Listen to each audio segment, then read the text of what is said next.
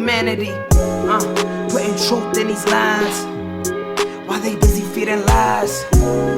When you got that tunnel vision, gotta open up your eyes. Wake up and go to sleep. Man, I'm praying all times. And to my guys, ain't no other side. This for my brothers, I'ma pray we all shine. Lock the door. Go ahead, lock the door. Lock the door. Go ahead, lock the door. Yeah, you already know.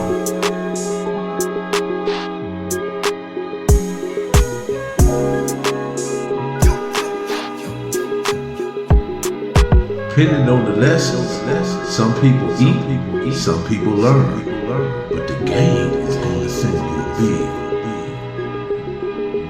Lock the door. Professor Melly Miller, the Hood Postman, back with Ticc. Ticc, when did you start your prison? I'm sure you went to YA first. Yeah, I did YTS. Let's start there. Right. Went to YA for trafficking and sales. What year was that? Went in 87. Went in 86, but went to YTS in 87. Okay. What was that experience like? So I'm gonna keep it 100. And for those who were actually there during this particular time, you get weeded out. It's different than prison. Prison dudes will want to use you.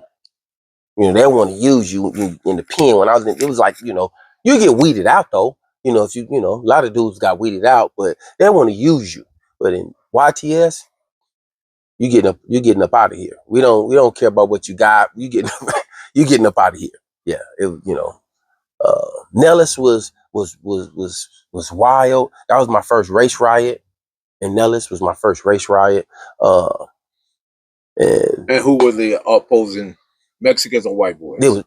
Whiteboyz was never a factor. Anywhere I've been, even in the penitentiary, they have showed themselves as a factor because they have matched themselves up with the Mexicans, but they was never ever a factor by themselves. Now, they attack some brothers or something, that's just. But as far as like factors, I've never been nowhere, and I've been to Centinelas, to the Tehachapis. I ain't never seen to be no real super factor. What is it that about the Mexican that he don't realize that the Whiteboyz have manipulated him to fight their battles? I think from what I recognize, that it's being used from another standpoint, that it's all us against y'all. Because when we in there, it's us against all of them, bro. I'm gonna give you a point. A lot of the politics that the Serrano or the MA have are white supremacist talking points. Mm-hmm. Can't use my water fountain. Yes. Don't drink at the black people. We eat over here and they eat over there. You can't sit on this bench. This is my. Those are white supremacist talking points. How did the Mexican man get that if he wasn't manipulated by the white boy? Well, I totally agree that the manipulation has a sincere duplication. That's without a fact. But I think once the power structure started to change, it looked like I'm helping you now, even though you're being manipulated. So there was always that sense where they would ride with them to ride against us, because by yourself you can't win. Yeah, and then here's the thing too, Ticc. The fear factor was so present and dangerous is that even the CEOs or whatever you want to call them, the correctional people, they would help them, give them things. That's fear. Yes. That was fear. Yeah. That was fear, because fear said, you know what we have done to whoever, and we'll do it to you. That was solely fear. But was we such a powerful people that they felt like if they didn't help them, they couldn't stand under that pressure that we was gonna bring? Because by far we have more bone density, we have more muscle mass. We're designed. That's fear too. So certain things. So I give you another essence of fear. Okay. Take you back to the county jail, back to 9500.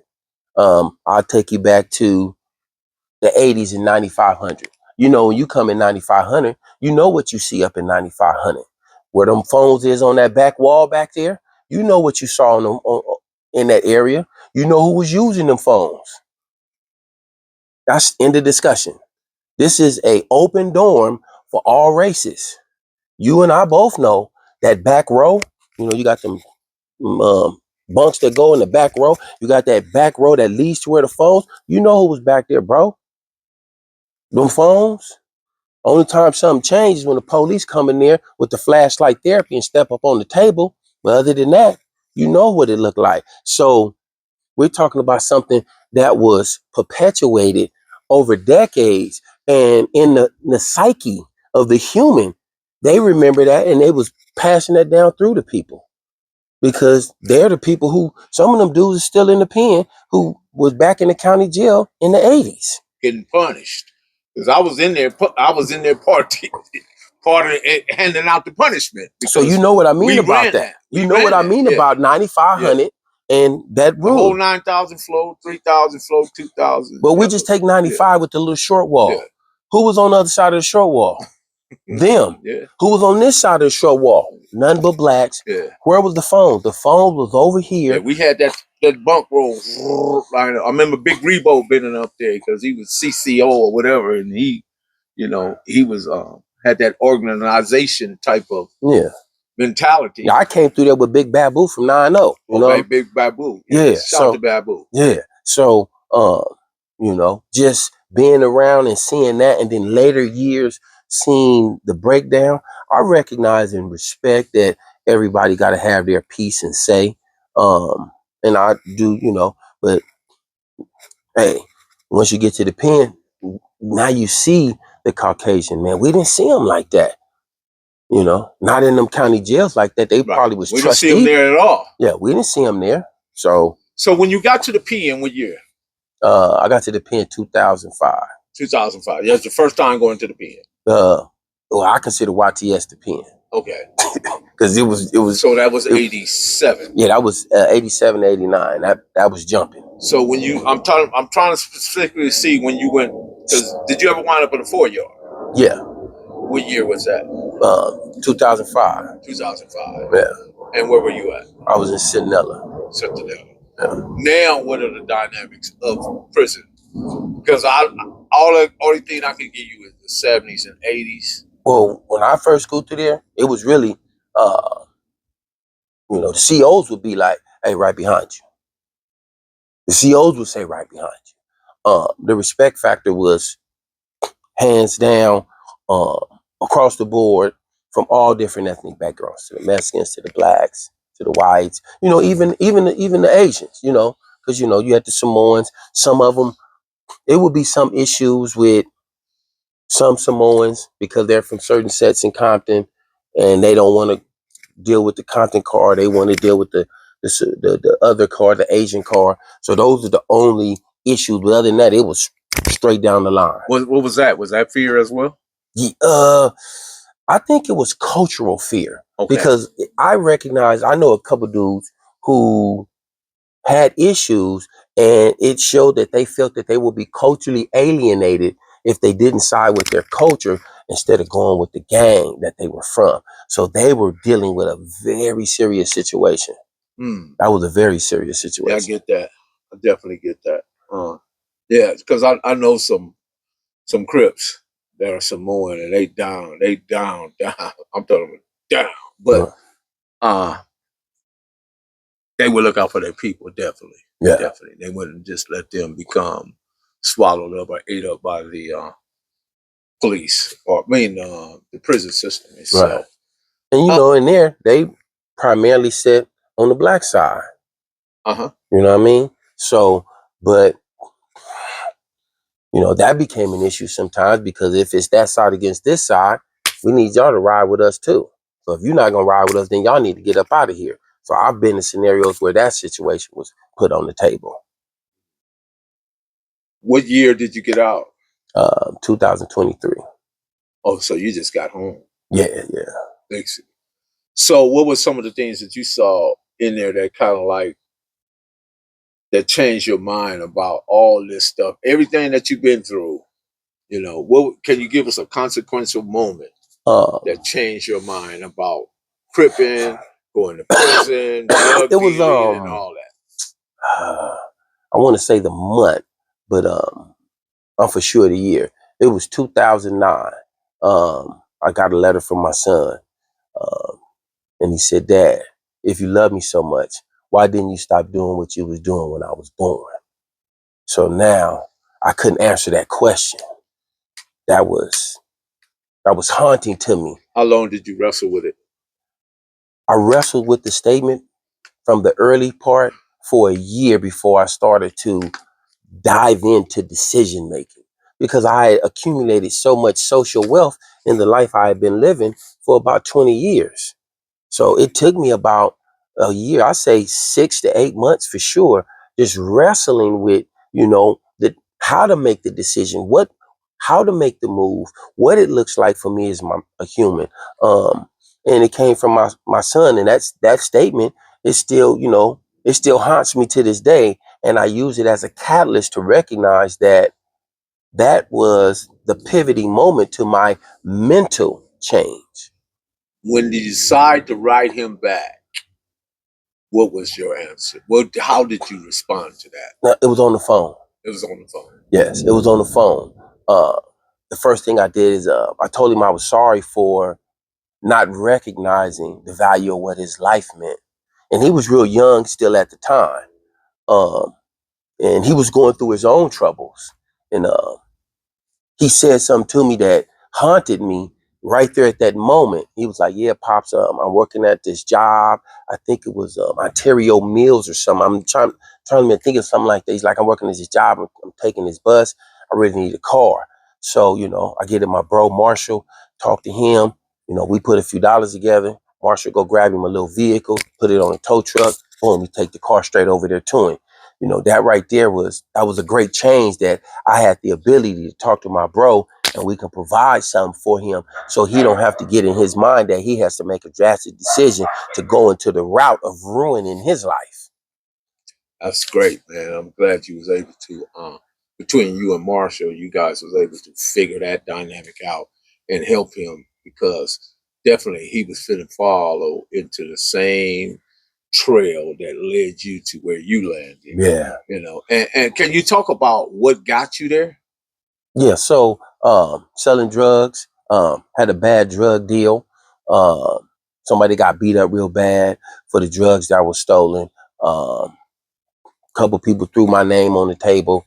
Boom. I end up getting a life sentence. That's assault, robbery, kidnapping, Well, the top level was torture. torture. Yeah. Okay. Yeah, I can see where you got a life sentence for that. How did you get that life sentence overturned? What was the determining factors? Your education, and you decide to delve in and just fight this situation? Extracting the haunting, negative and persuasive street personality from my soul and my psyche, being sincere about my education, graduated from college, got a degree in business, got a degree in Microsoft Certiport, um, took on a very in-depth educational relationship with spirituality, have a very fast knowledge about Rastafari, knowing that we as men, we are I and I, we are responsible to and one and for one another, and looking at the human aspect, that there is a separation. Um, each human has a personality, and I owe the human love. If I can't have a good relationship with the personality, I have the right to separate just from the personality, but always show genuine and empathetic love towards just that human. Ticc, America created the nigga. If America created the nigga, that's make him responsible for the gangbanger mindset and the things that he has. Because you talked about the red and blue, the red coats and the blue coats. Then you talked about the red coat, the red in the north, a red in the south, and the blue in the north. So it's not ironic that now we got the Republican, which is red, and the Democrats were the blue. So both wings, two wings, right? But they both belong to one bird. Right. So if they're responsible for all that, again, they created the nigga. They created the mindset of the Negro, right? Everything that has happened to him, everything, because police departments, FBI, DEA, CIA, all these institutions of letter people have been weaponized Yes. against black people. And you, in 1994, Joe Biden and the Congressional Black Caucus and bishops and pastors and other leaders Create the crime bill. Yep. And they made you the face of criminality. Yes. I see how that works? I know where you're going. I don't know what the question is. I know where you're going. Okay, if you know where I'm going, I'm gonna let you take the lead and see, can you pick that up? So, again, America created the nigga. So the form of ignorance, and I have to go this route. The form of ignorance is two-part: the lack of education and the lack of knowledge. So you can't have one without the other. Just because a person has a certain amount of education, that still doesn't mean he has the sufficient amount of knowledge to be the person to assist in leading. When a person gets to an executive or a CEO job and he's a man of color, he's forced to sustain his understanding of a certain amount of ridicule. He has to do that in order to create some type of longevity. Well, what happens is there's a form of separation that takes place. And now this one man, he can't think of providing for others, only just his family. So other individuals have the ability to hire and fire. The other individuals have the opportunity to provide and give assistance. So when someone, from my opinion, creates something that is devastating, it takes the same amount of time to weed yourself out and away from it than it did to create it. Because there's so much ingrained mental and physical wealth that people will fall back on. I agree. So, does any of that impact you today? Absolutely. The first thing that I see that impacts me is that my father's ignorance, which is considered the bastard syndrome, led me to do 18 years in prison, even though I developed the consciousness and the fortitude to reach out and absorb the gratification of street life, of fast cars, of fast girls. The father's thoughtless act and his ignorance. Wanted everything fast. Everything fast. Your money, your girls, your life, everything, just nothing at a pace. No, because it was always turning over. You know, each day to a week was a turnover. Life was consisted of what you can turn over in that day or within that couple of days. So we didn't have the life to create no plan necessarily no farther than the next sack or bag. I'm gonna say this. We got the greatest ability, marketing and putting out things and products and different things and energy and time. We just had the wrong product. Yes. Well, I changed my product. Okay. And that's one of the essential things that transpired in prison. I changed my product from illegal to legal. We're going to talk about that. Lock the door. Cali finest, baby. Proof of grind all the time. Music money.